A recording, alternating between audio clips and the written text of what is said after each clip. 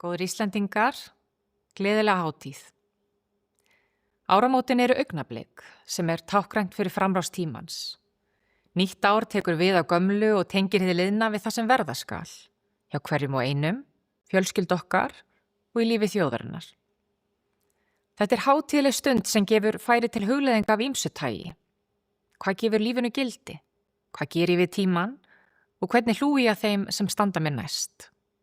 Hvernig byggjum við landið okkar og varðveitum það sem við eigum hérna saman á Íslandi? Hvert og eitt okkar hefur sína sögu að segja frá árinu sem nú á enda. Og í brjóstum okkar bærast mismunandi tilfinningar á þessum tímamótum, allt eftir aðstæðum hvers og eins. Ár sem var einum gott og gæfuríkt var öðrum erfitt. Þannig er gangurinn. Öll upplifum við sigur og þraut, en í flestum okkar togast á margvíslegar tilfinningar. Gleði og sorg, söknuður og von, stolt eftirsjá, væntumþykja, einmanaleiki. Í mínum huga eru áramótin tími skilnings og virðingar fyrir ólíkum aðstæðum fólks, en þau eru líka tíminn til að staldra við og líti í eigin barm. Til að taka persónulega ábyrgð á því sem við höfum þó stjórn á sjálf í lífi okkar. Því þrátt fyrir allt er margt undir okkur sjálfum komið. Þess vegna strengja sum okkar áramótaheit, sem gengur iðulega best við eru raunsæ og taka mið af aðstæðum, en felum leið í sér sterkan vilja til að vera og gera sitt allra besta. Það verður aldrei neitt fullkomið. En öllum er hollt að hugleiða nokkuð á þessum nótum og áramótum. Því saman eru við mikils megnug, en það hefst allt innra með okkur. Með ákvörðun það hvernig manneskjur við viljum vera, hvaða lífi við viljum lifa og hvers konar samfélagi við viljum tilheyra. Kæru landsmenn, ég elska Ísland og ég er stolt af því að vera Íslendingur. Ísland er frábært land, en við getum alltaf gert betur og við eigum að stefna hærra. Halda áfram að byggja landið, hlúa betur að fólkin okkar og tryggja öllum sem hér búa sæti við borðið. Tækifæri til að tilheyra og taka þátt í samfélaginu. Það er eilífið verkefni. En það er ekki annað hægt en að gleðjast yfir góðu gengi okkar Íslendinga í seinni tíð.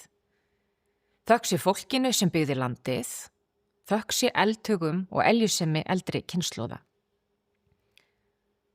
Ég leiði oft hugan til gamla Lýtingsstaðahrepps í Skagafirði þar sem faðir minn var alinn upp miðja síðustu öld í hópi 8 bræðra. Á bænum var heitt vatn en ekki kalt, þannig að hveravatnið var kælt í kútum í kringum húsið. Ég var alinn upp við sögur af fyrstu gúmmístígvélunum og hvað það breytti miklu að vera ekki alltaf votur í fætuna. Og eitt árið, þegar líða tók að jólum, þá fékk faðir minn að dela gosflösku með bróður sínum, þar sem þeir fengu sér hvor sinn sopan á dag með röri. Öll eigum við fjölskyldusögur í þessum dúr. Það er ekki svo langt liðið. En þegar ég kom síðast að Ljósalandi, þá hugsaði ég með mér að ég myndi allavega ekki treysta mér til að ala upp 8 gaura á þessum fermetrafjölda í dag, eða við þessar aðstæður yfir höfuð. Já, margt hefur breyst, býsna hratt til eins betra í okkar samfélagi frá síðustu öld, í Skagafirðinum og annars staðar, þó það gefi ekki tilefni til kæruleysis eða andvaraleysis. Og fátækt er því miður ennþá hluti að veruleika margra sem hér búa og vaxa úr grasi. Þrátt fyrir almenna velmegun, þá eru verkefnin ærin og þau blasa hvarvetna við okkur. En munum hvers við erum megnug. Munum hvað hefur áunnist á síðustu árum og áratugum. Höldum áfram að setja markið hátt að virðingu við hvert annað og að virðingu við brautryðjendur sem á undan gengu. Nú má spyrja, hvað er þá orðið okkar starf og höfum við sem þjóð gengið til góðs á liðnu ári? Slíkur best að hver og einn svari fyrir sjálfan sig. En ég get sagt það sem forsætisráðherra, fyrir hönd okkar sem hefur verið treyst til að leiða stjórn landsmála, að vera meðvituð ábyrgð okkar. Alltaf, alla daga. Og við gerum okkar besta fyrir fólki í landinu og fyrir Ísland til framtíðar. Margt hefur gengið vel. Margt getum við gert betur og stundum lendum við í mótvindi. En við hétum því að láta verkin tala og vera samstíga ríkisstjórn, bæði í sigri og þraut. Það hefur gefist vel. En það göngum við hreint til verks og höfum tekið stórar ákvarðanir sem stundum hafa verið erfiðar og staðið þétt saman við að fylgja þeim eftir.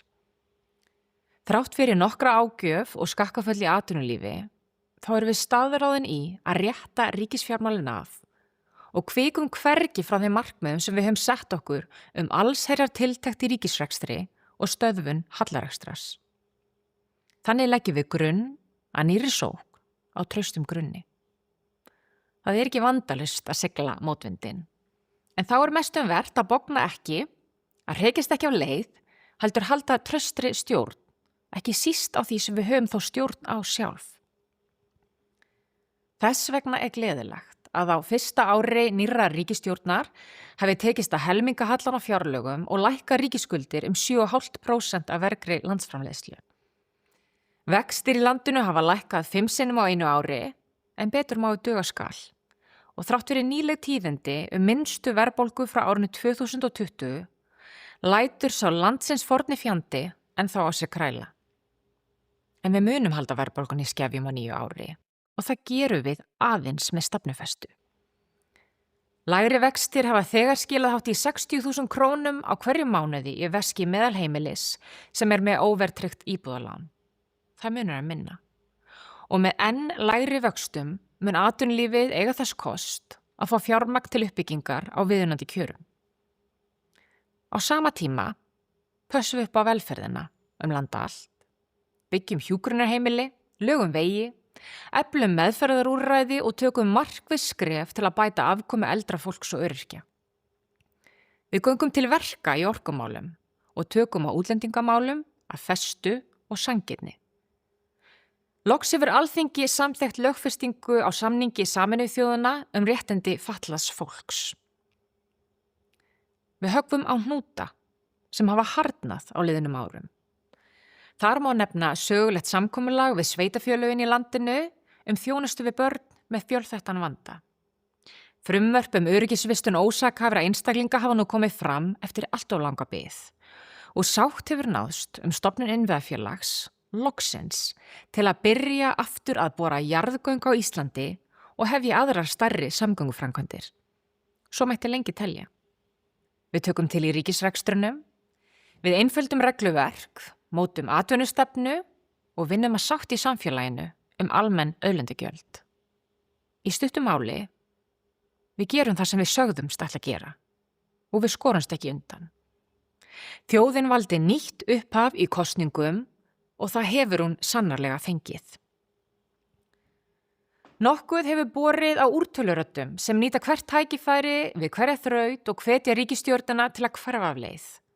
Mjög hefur verið þrýst á stjórnarmeirihlutann að falla frá öllum þeim aðgerðum og erfiðu ákvörðunum sem eru til þess fallnar að laga afkomu ríkisins. En hver sagði að þetta ætti að vera auðvelt? Við vorum kosin til að leysa mál og taka erfiðar ákvarðanir. Auðvitað mætir það mótspyrnu, en ekki hvað. Það er bara eðlilegt. Ekki síst er verið að grípa til aðgerða sem hafa lengi setið á hakanum, einmitt vegna þess að það er auðveldara að bogna og bakka. En við leysum ekki málum með því að bogna og bakka. Þannig náum við ekki árangri. Þetta vitum við og þetta vissu fyrri kynslóðir sem lögðu grunn að fullveldi Íslands og framförum í þágu þjóðar á síðustu öld. Á alþjóðlegum vettvangi hefur verið í mörg horn að líta að undanförnu. Það er strekkingur á sviði stjórnmála.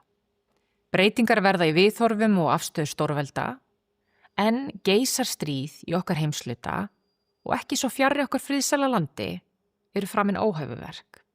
Ég get verið hreinskilin með það að sem forsætisráðherra hef ég varið meiri tíma á erlendri grundu en ég hefði sjálf kosið. En það geri ég til að sinna hagsmunum Íslands og eiga í góðum samskiptum við leiðtoga okkar nánustu bandalagsríkja á óróatímum. Það er lífsnauðsyn fyrir Ísland að villast ekki í ólgusjó. Látum hvorki glepjast af stundarhagsmunum né hrífumst með sviftivindum í stjórnmálum annarra ríkja en okkar eigin. Höldum sjó, höfum augun opin og gætum hagsmuna Íslands. Stöndum þétt með bandalagsríkjum en berjumst gegn hverskins tollum og viðskiptahindrunum sem bitna á íslensku atvinnulífi. Við erum ávallt vakandi fyrir breytingum og tökum mið af þeim í okkar stefnu. En umfram allt, höldum traustataki í sjálfstæð okkar og fullveldi. Ég aldrei jafn stoltur Íslendingur og því ég kem fram fyrir hönd þjóðarinnar á fundum erlendis. Það merkilegt að jafn fámenn þjóð á jafn afskekktum stað og hér í Norður-Atlantshafi hafi svo ríka menningu og tungu og þann styrk sem þarf til að standa á eigin fótum frammi fyrir ríkjum sem eru miklu fjölmennari og voldugri en við. Óvíða eru lífskjör meir í heiminum en einmitt hér á okkar fallega landi.